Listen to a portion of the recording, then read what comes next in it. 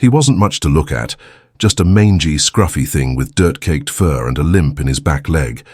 His left ear drooped permanently, torn from what looked like an old fight, and one eye had a faint, cloudy glaze that made people uneasy. Most assumed he was sick, maybe dangerous. He had no collar, no chip, no name. But he was always there, lurking near the dumpsters behind the bakery, nosing through rubbish behind the butcher's shop, watching quietly as schoolchildren laughed in the park. The town called him a nuisance. Some tossed him scraps. Others chased him with sticks or muttered curses when they saw him loitering near the market stalls. He never barked, never growled, just slinked away, tail low, silent, unnoticed, except by the children. They were the only ones who didn't flinch. Little boys dared each other to toss him crackers. Girls whispered to their mothers, "Can we keep him?" But the mothers shook their heads firmly. "He's dirty. He could bite. Stay away." The dog didn't mind. He didn't expect kindness. He'd learned long ago not to. Some said he used to belong to a truck driver who passed through town months back, but no one knew for sure. The only thing anyone agreed on was that he'd been around for a while, and no one had claimed him. Over. Tunheim, he became part of the background. Always there, always ignored. On this particular Wednesday, the dog limped across the town square just as the sun was setting, casting long golden rays between the buildings. His stomach growled. He'd found nothing to eat that day, except a discarded slice of bread soaked in motor oil. He wandered toward the park, where a small family picnic was ending. The scent of grilled meat caught his nose, and he crept cautiously to the edge of the gathering. Children played with balloons, parents packed up containers. A toddler dropped a chicken bone in the grass. The dog took a step closer. That's when the shouting started. "Hey, get out of here," a man barked, grabbing a broom from beside the grill. The dog froze. "I said, scram!" The man roared and hurled the broom. The dog yelped and bolted, but the man wasn't done. He picked up a rock and threw it with surprising force. It struck the dog's flank with a sickening thud. He let out a sharp cry and stumbled into a run, his limp worsening with each panicked step. No one followed. The party resumed as if nothing had happened. The dog ran until his legs gave out, deep into the wooded edge of town where the trees swallowed the light and shadows crept silently. He collapsed beneath a thorn bush, his breath ragged, his side aching from the blow. Blood soaked the patchy fur around his ribcage. The forest was quiet here. Only the occasional hoot of an owl or the rustle of leaves interrupted the stillness. The dog curled into himself, licking his wound, his body shivering from the cold that crept in as night settled. He didn't whimper, not loudly. There was no one to hear anyway. For a while he just lay there, staring at the moonlight slicing through the branches above him. His eyes half closed, but his ears stayed alert, twitching at the slightest sound. That's how he'd survived this long, by staying small, quiet, invisible. But what the dog didn't know, as he drifted off under the trees, was that his invisibility was about to end. Within 24 hours, the town would be searching for something else entirely, and by then, this nameless, unwanted dog would no longer be just a stray. Myla Rose Palmer had always been an explorer. At just 3 years old, she saw the world as one big adventure, where every crack in the sidewalk was a secret trail and every flower deserved a conversation. Her curly brown hair bounced with each tiny step she took, and her voice, always full of questions, was the soundtrack of her mother Elena's life. Elena, just 26, was a single mom who worked long hours at the town's diner. She tried her best to balance work and motherhood, but exhaustion clung to her like a second skin. Her small backyard was fenced in and generally safe, a place where she could keep one eye on Mila while talking to neighbors or doing dishes through the window. That Saturday was supposed to be simple, a small get-together with friends and family. In the backyard, balloons were tied to the fence, paper plates stacked with cake, and the grill sizzled under her brother's watchful eye. Kids ran in circles around the picnic table, shrieking with joy. Mila clutched her stuffed bear, Teddy, and sat quietly watching the butterflies near the fence.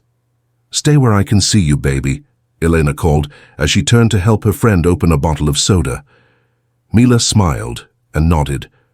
But the moment Eleanor turned away, the little girl spotted something strange, a fluttering butterfly slipping through a loose panel in the wooden fence.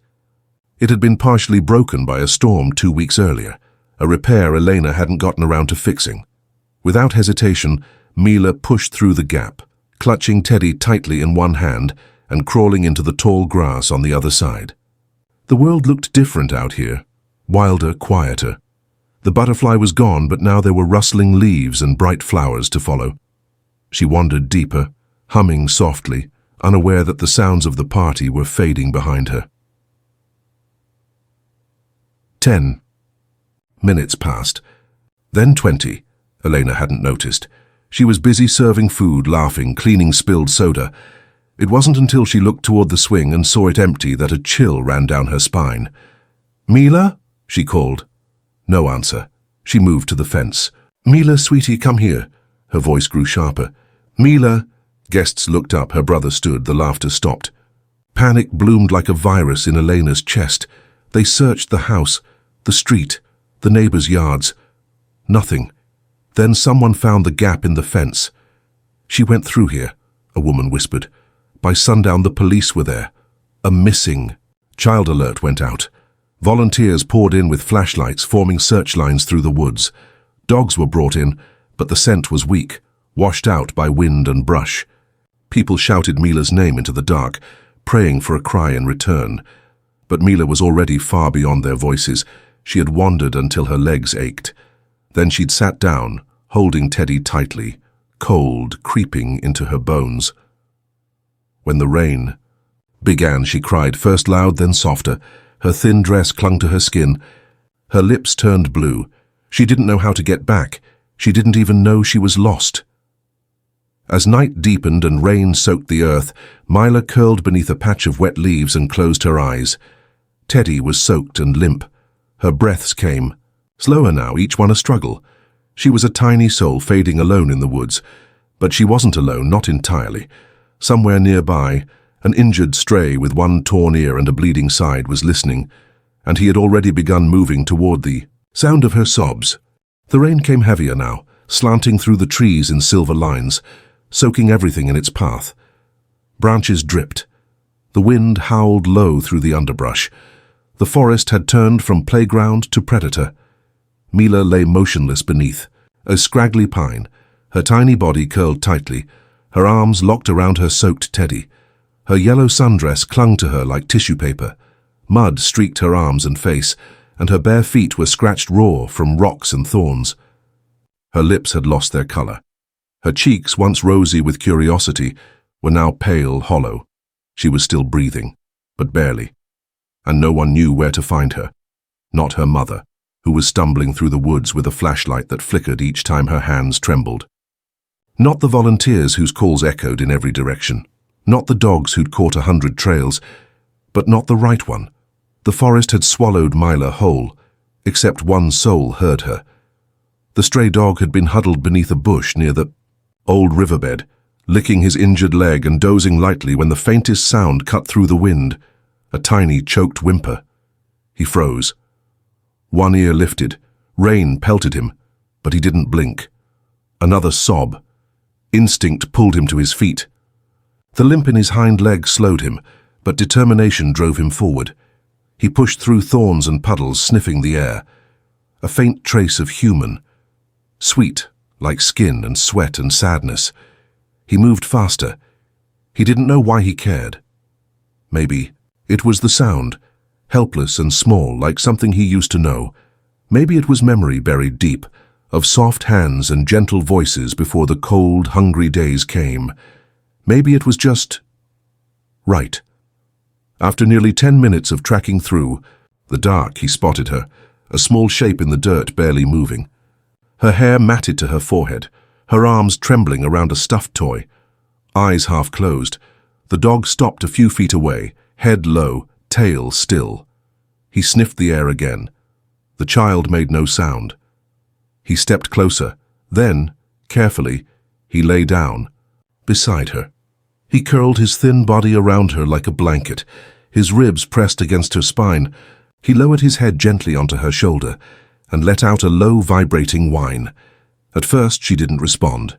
Then, slowly, her tiny fingers reached out and brushed the fur at his side. She whispered one word. "Doggy." He pressed closer, sharing what little warmth he had. Her shivers slowed, her breathing steadied. She didn't know his name. He didn't have one. But in that moment, he became hers. All through the night, the dog remained at her side. He licked her cheeks every so often to keep her awake. When she whimpered, he nuzzled her neck. When the wind howled, he growled softly as if daring the dark to come closer. Above them, the trees groaned in the wind. Lightning flashed once, then again. But still, he stayed. And in that dark, forgotten corner of the forest, beneath pine needles and storm clouds, something unexplainable happened. A stray with nothing in the world found the one thing he'd never had. Purpose, and a dying little girl found the only warmth left between her and the cold. Dawn crept into the woods like a whisper. Pale gold light broke through the tree canopy, washing the leaves in soft hues of green and grey. The storm had passed, but its damage lingered. Branches scattered across the ground, water pooling at the roots, and silence so thick it seemed. Unnatural, except for one sound, a bark, sharp, repetitive, urgent. It cut through the stillness like a siren. Elena Palmer hadn't slept. She hadn't sat down. Her voice was hoarse from shouting, her legs numb from stumbling through brambles and undergrowth. Her flashlight batteries had died sometime after 2 a.m., and now she followed searchers by instinct and borrowed light. She couldn't cry anymore. There were no tears left, just a scream trapped in her chest. Then came the bark. At first she thought it was one of the search and rescue dogs. But no, this was different. It was broken, raspy, not the clean bay of a trained shepherd. It was the voice of desperation. Someone else turned their head. "You hear that?" Another bark. Louder now, a volunteer grabbed his walkie. "Sound?" Coming from Southeast Ridge, 500 yards, sending a team. Elena's heart jolted. "That's her," she whispered, not knowing how she knew. "That's Mila." They ran. Branches whipped past them. Mud splashed their boots. The sound grew, louder. The bark didn't stop. It was wild, constant, insistent. It guided them like a heartbeat in the woods. And then, suddenly, they found them. At the base of a tree, wrapped in wet pine needles, lay a small bundle of yellow cloth and tangled curls. Mila, and curled tightly. Around her, growling low and fiercely at the approaching group, was the stray dog. One rescuer froze. "Easy, boy, we're here to help." But the dog didn't move. His lip curled. His body shielded the girl like a soldier protecting a wounded comrade. He was trembling, soaked, bloodied, but unyielding. Elena broke through the crowd and fell to her knees. "Mila!" The little girl's eyes fluttered. "Mommy?" She croaked. The dog looked at Elena. Their eyes met. Something passed between them, an understanding, wordless and deep. Then, slowly, the dog stood aside. Paramedics rushed in. Mila was barely conscious, her body dangerously cold. They wrapped her in blankets, checked her vitals, attached monitors and whispered urgent commands. Elena clung to her daughter's hand, tears finally breaking free again. "She's going to be okay," a medic said. "We got to her just in time. Just in time. Because of him." The stray stood back, watching. His tail didn't wag. He didn't bark again. He simply stared as if making sure the child was safe. Then he turned and limped away. "Wait," Elena said, rising shakily. "Wait, don't let him go." But he was already gone, slipping through the trees as silently as he had arrived. The forest swallowed him once more. Later, back at the hospital, news spread like wildfire. A stray dog finds missing toddler, shields her through the storm, barks for help until rescued. Headlines blared across the country. Miracle mutt saves dying girl. Guardian angel with 4 legs. The stray who wouldn't leave her. They replayed body cam footage, shared interviews with the rescuers. A photo emerged. A wet, frail dog curled around a tiny girl, both eyes closed, as if in prayer. But The dog himself? He was nowhere to be found. No one knew his name. No one knew where he'd gone. But Elena did. He was still out there. Somewhere. And she knew deep in her soul. This wasn't the end of his story. The hospital was quiet that evening, but room 204 was glowing. Machines beeped softly, warm air hummed from the vents, and Mila lay curled in her hospital bed, swaddled in blankets, with a fresh pink bear nestled beside her. Her cheeks were regaining color. Her little fingers, once stiff and blue, now clung tightly to her mother's hand. She didn't say much. The doctors called it post-trauma withdrawal. But when she did speak, it was always the same word, Doggy. She asked about him every hour. Where's Doggy? When is Doggy coming? Doggy cold? And each time Elena's heart cracked just a little more, because no one knew where he'd gone.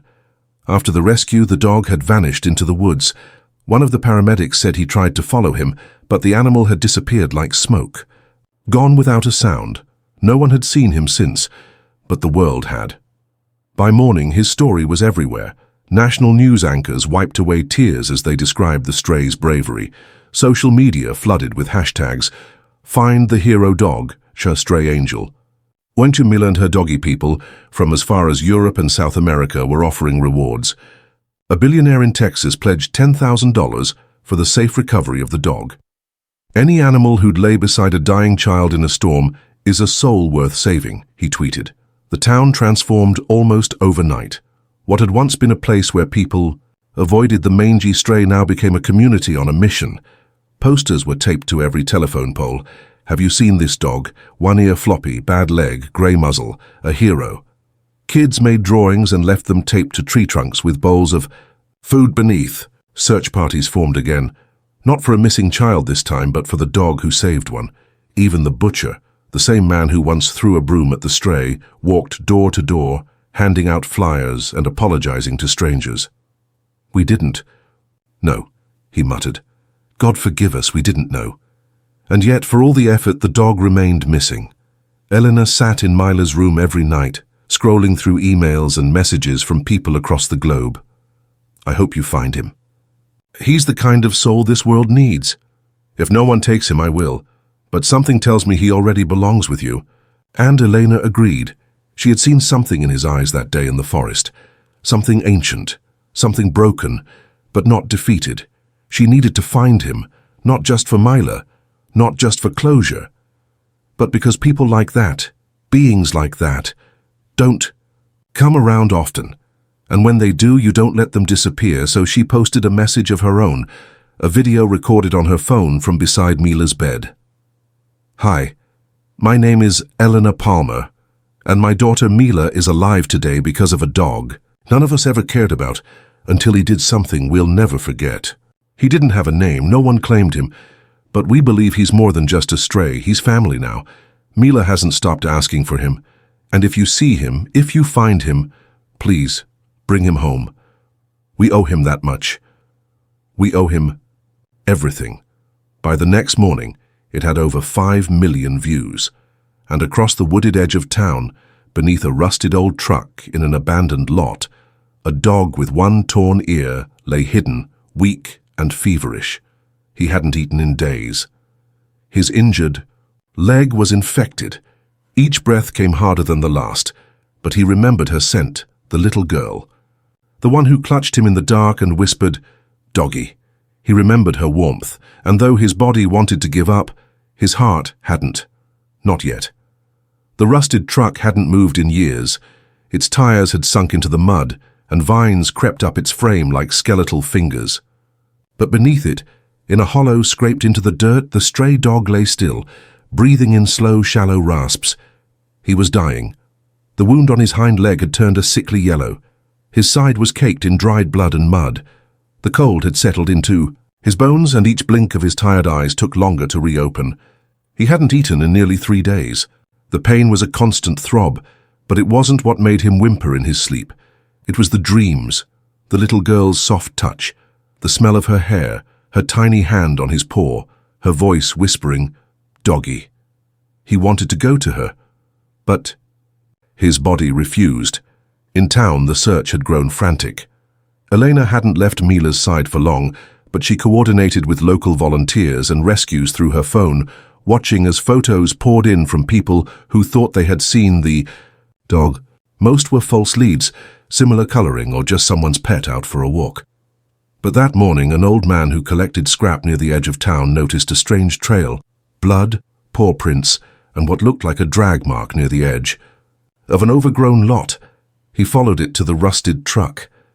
At first, he thought the dog was already gone. Then the tail twitched. "Oh boy," the man whispered. He knelt slowly, careful not to scare the animal. But there was no fear left in the dog, just exhaustion. He barely lifted his head. The man called for help. Within 20 minutes, the lot was swarming with rescuers, animal control officers, and one fast-moving minivan, Elena. She stepped out of the van before it had even stopped moving.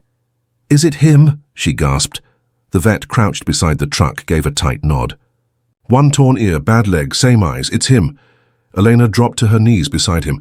The dog didn't lift his head, but when she reached out and touched his muzzle, his nose twitched. Barely, slowly. "Hey there," she whispered, her voice cracking. "You came back." His eyes opened just a sliver, enough to see her. Then, a faint thump of his tail. That was all she needed. "Get him to the clinic," she said. "Now." They rushed him into the town's small veterinary hospital, where a young vet named Dr. Rami immediately got to work. The dog was underweight, dehydrated, and running a high fever. The infection in his leg had nearly reached the bone. "It's a miracle he survived this long," Dr. Rami said, as they began IV fluids and antibiotics. "He was holding on by a thread." "He held on for her," Elena said quietly. "Now, it's our turn." As the vet staff worked, Elena posted an update online. "He's been found, he's alive, barely, but he's fighting." The post went viral in less than an hour. Donations poured into the clinic's GoFundMe page. Over $80,000 was raised in a single day, enough to pay for every treatment, surgery, and recovery tool the dog would ever need. At the hospital, Mila saw a photo of the dog, tubes in his legs, blanket over his body, and smiled for the first time in days. "Doggie's coming back?" she asked. Elena nodded, tears in her eyes. "Yes, baby. He's coming home." It would take time. The infection was serious. His leg might never fully heal. But he was fighting, and the town that once overlooked him now watched over him like a treasure. The stray dog, now a symbol, a hero, a living miracle, spent 2 weeks at the veterinary clinic. At first, no one thought he'd make it through the first night, but he surprised everyone, just like he always had. The infection receded slowly, under antibiotics. His fever broke on the 3rd day, his appetite returned on the 4th, and by the 7th, he wagged his tail when Elena walked into the recovery room. They still didn't have a name for him. Elena tried calling him a few things: Lucky, Storm, Chance, but none of them felt quite right. He responded only to the soft voice of Mila through a phone speaker, saying that single, sacred word, doggy. The town didn't mind. To them, he was just the dog, the one who mattered. People brought blankets, toys, and treats to the clinic. Children left handmade thank you cards taped to the windows. A local artist painted a mural of him, curled protectively around Mila beneath the pines, titled, "Not All Angels Have Wings." And then came the day everyone had been waiting for. The reunion. Elena pushed Mila's wheelchair slowly down the clinic's hallway.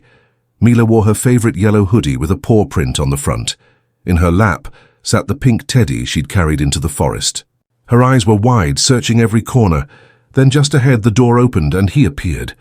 The dog's fur was cleaner now, though still patchy in places. His limp was more noticeable, but so was the spark in his eyes.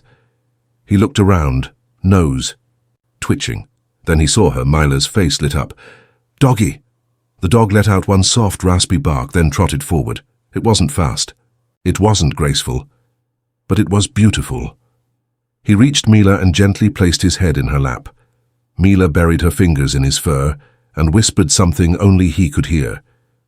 He closed his eyes and sighed, content. It was the kind of moment that silenced a room. Even the vet teared up.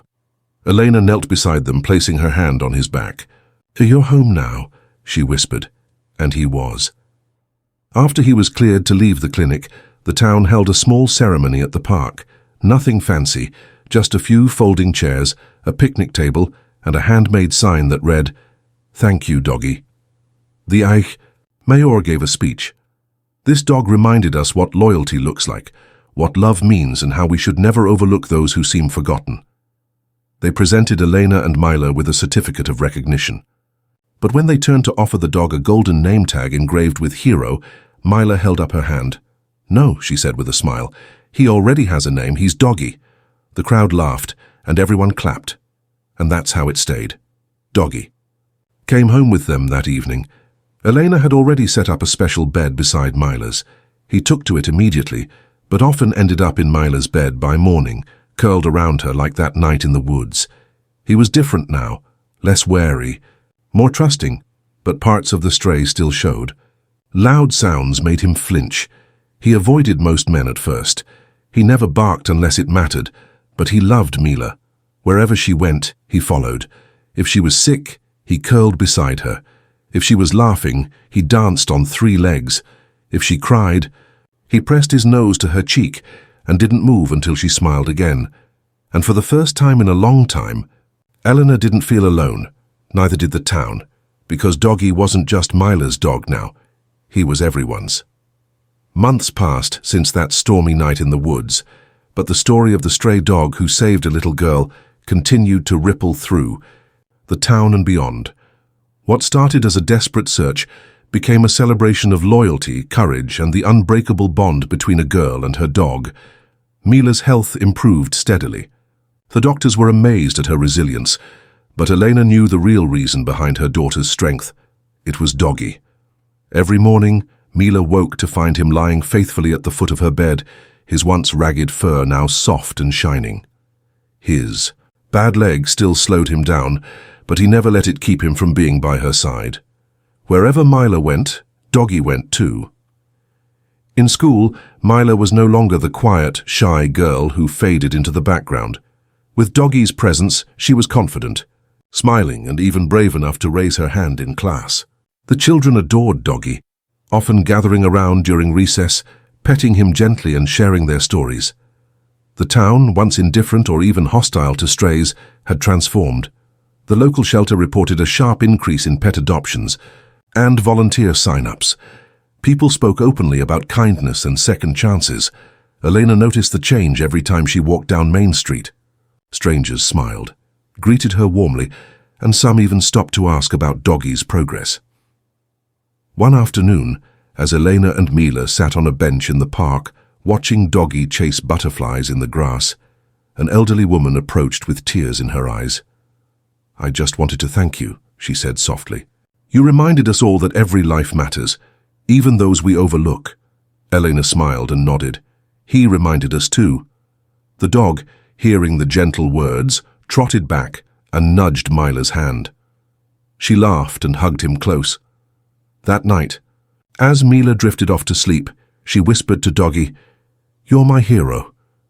Doggy rested his head on her chest, heart beating steady and sure. But it wasn't just Mila who had been saved. Doggy had saved them all.